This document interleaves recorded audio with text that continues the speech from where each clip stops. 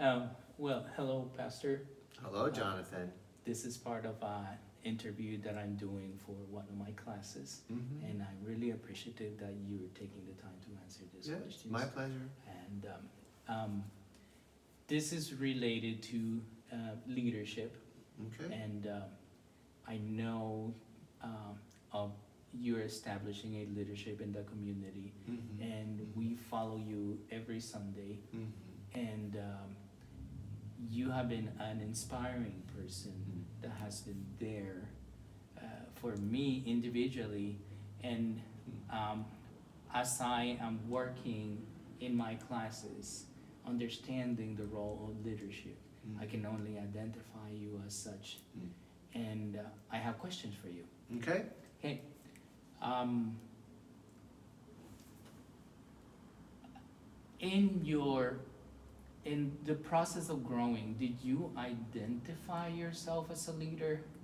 And how did that concept of leadership became something that you were going to embody as you do today? Such a great question. And I would say that the leadership skills that you see in me today have been developed over a lifetime, right? For example, prior to going to seminary to becoming a pastor, I was an elementary and then high school teacher. And then I became a principal in a high school, right? And so I had to, college prepared me and gave me the credentials to teach, but it was in teaching that I learned how to be an effective teacher.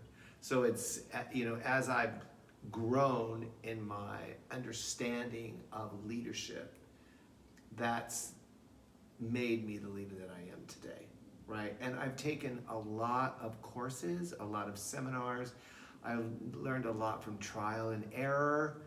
And the other thing about good leadership, in my opinion, and you will see this here, is that while I'm responsible to lead the congregation, I don't tell the congregation what to do, but I try to present many options for people, for engagement and empowering people. And the more that I can do that, the more people will find a place where they can fit in here.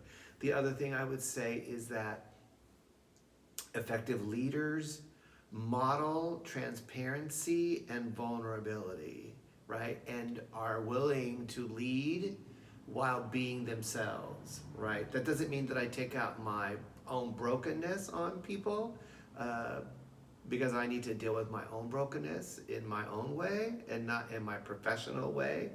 But in being vulnerable and transparent, people see me as being human, and therefore it gives them permission to be human as well.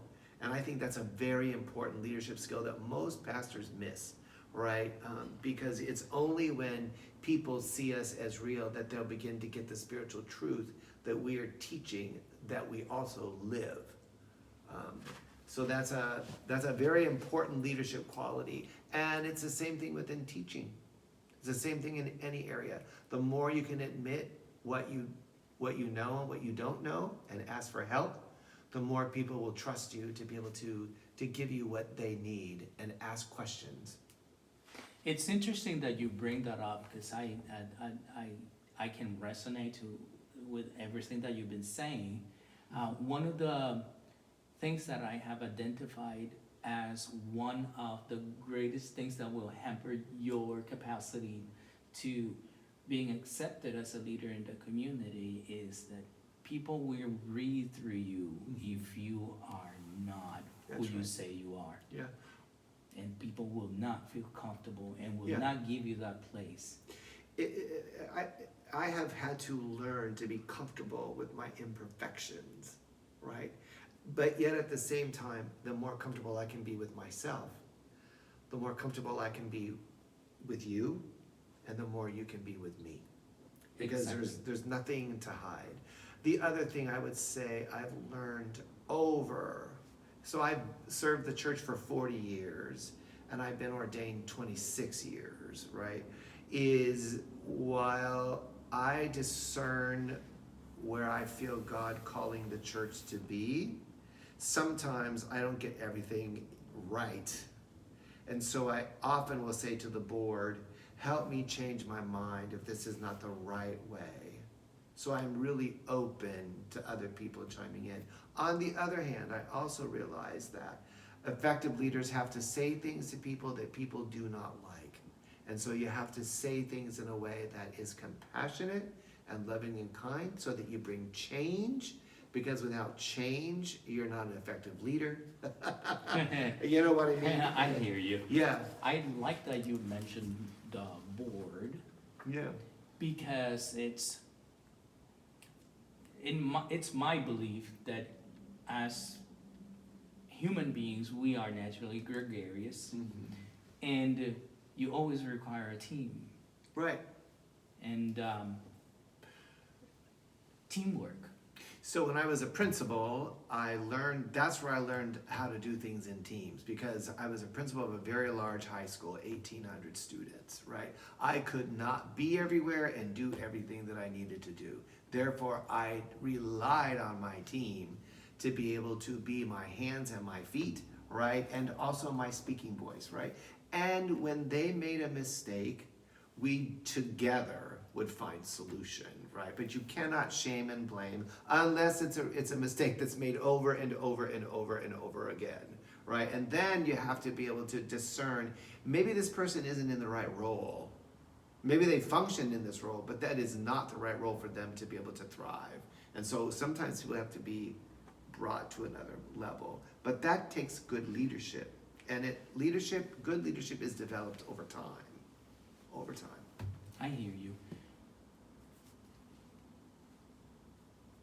When it comes to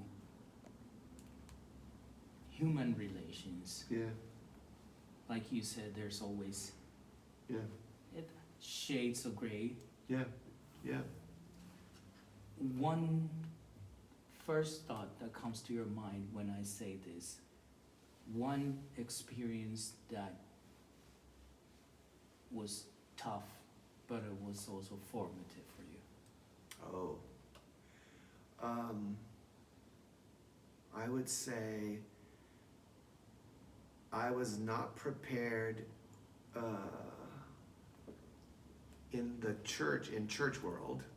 I was not prepared for the judgmentalism and attacks on clergy that congregants make on a repeated basis, and staff not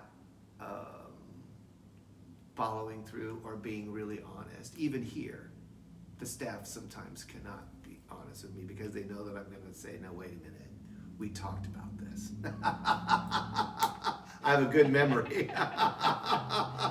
But though it's the constant attacks that's really interesting. But what I have learned over time also is to be able to, in the moment where I'm getting heavily criticized or people are making judgments about me, and sometimes those judgments are made without even me being involved in the conversation.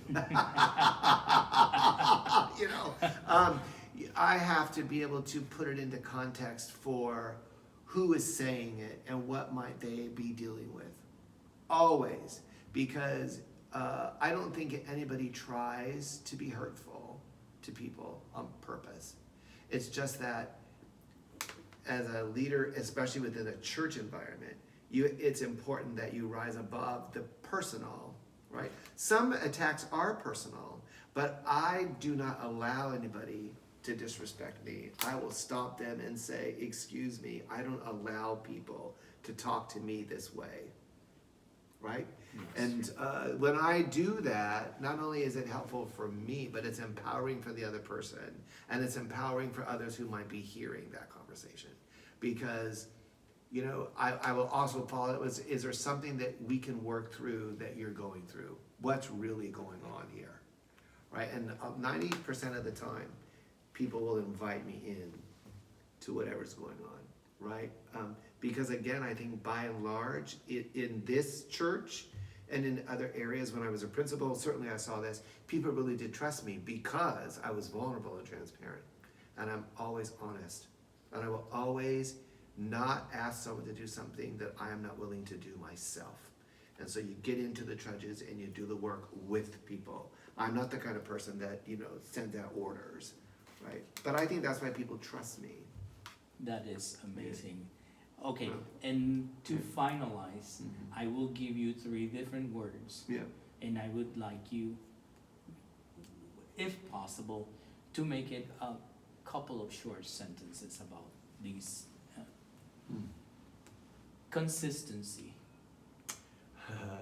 Very important for leaders to be consistent in all the things that they do.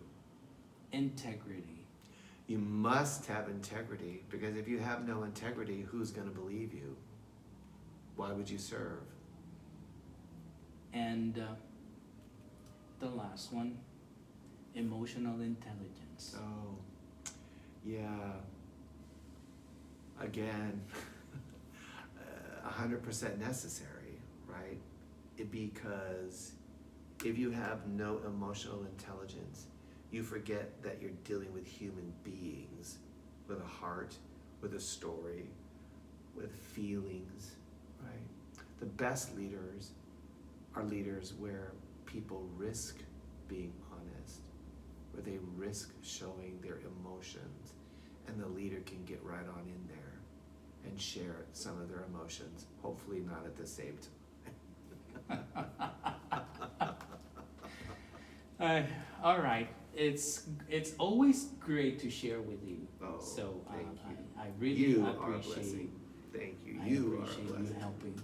Yeah, So my pleasure. thank you, and this is my part of the interview for the work. Thank you, Pastor. You're welcome. You're welcome.